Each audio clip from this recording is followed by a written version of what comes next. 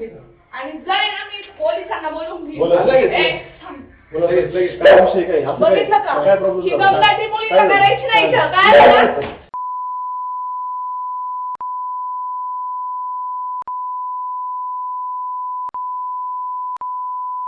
तू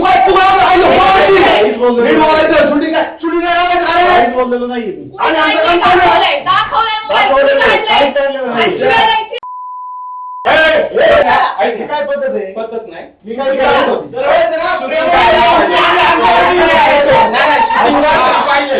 shooting पण काढलेलं आहे. काहीतरी तुम्ही